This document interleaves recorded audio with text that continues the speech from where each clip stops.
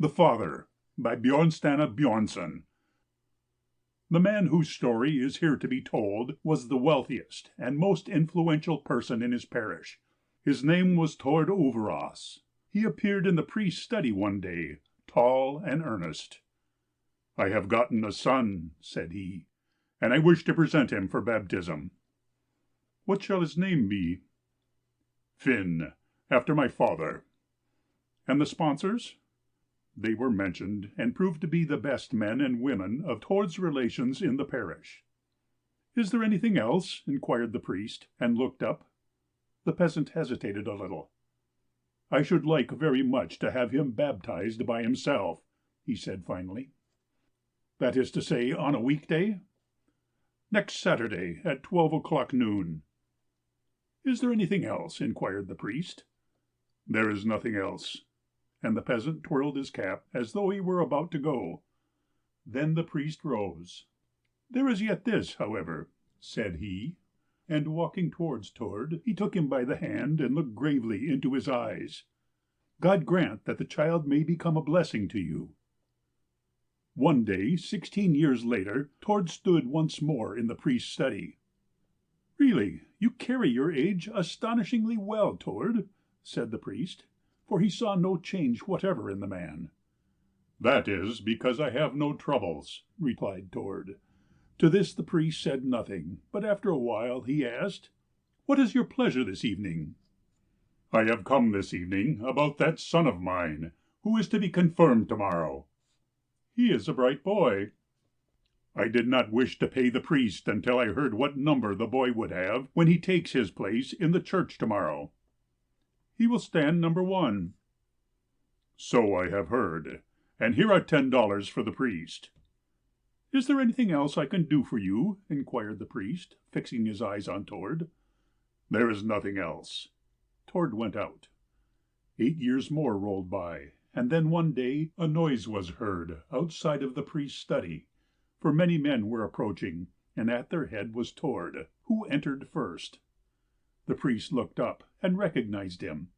"You come well attended this evening, Tord," said he. "I am here to request that the banns may be published for my son. He is about to marry Karen Storliden, daughter of Gudmund, who stands here beside me." "Why, that is the richest girl in the parish." "So they say," replied the peasant, stroking back his hair with one hand. The priest sat a while, as if in deep thought, then entered the names in his book, without making any comments, and the men wrote their signatures underneath. Tord laid $3 on the table. "1 is all I am to have," said the priest. "I know that very well, but he is my only child. I want to do it handsomely." The priest took the money. "This is now the 3rd time, Tord, that you have come here on your son's account." "But now I am through with him," said Tord, and folding up his pocketbook, he said farewell and walked away. The men slowly followed him.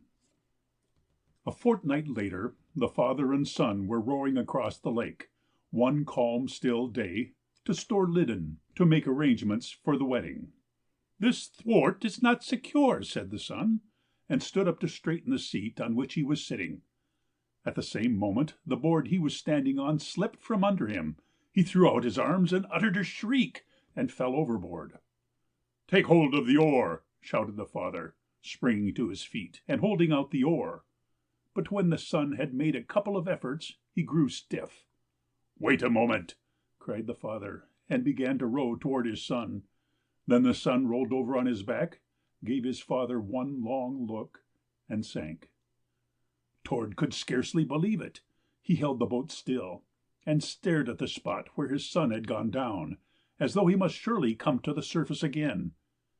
There rose some bubbles, then some more, and finally one large one that burst, and the lake lay there as smooth and bright as a mirror again.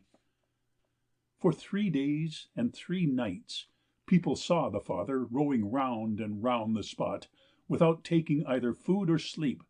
He was dragging the lake for the body of his son, and toward morning of the 3rd day he found it, and carried it in his arms up over the hills to his guard. It might have been about a year from that day when the priest, late one autumn evening, heard someone in the passage outside of the door, carefully trying to find the latch. The priest opened the door, and in walked a tall, thin man, with bowed form and white hair.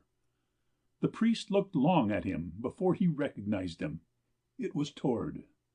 "Are you out walking so late?" said the priest, and stood still in front of him. "Ah, yes, it is late," said Tord, and took a seat. The priest sat down also, as though waiting. A long, long silence followed. At last Tord said, "I have something with me that I should like to give to the poor. I want it to be invested as a legacy in my son's name." He rose, laid some money on the table, and sat down again. The priest counted it. "It is a great deal of money," said he. "It is half the price of my guard. I sold it today." The priest sat long in silence. At last he asked, but gently, "What do you propose to do now, Tord?" "Something better." They sat there for a while, Tord with downcast eyes, the priest with his eyes fixed on Tord. Presently the priest said, slowly and softly, "I think your son has at last brought you a true blessing." "Yes, I think so myself," said Tord, looking up, while two big tears coursed slowly down his cheeks. End of The Father by Björnstjerne Björnson.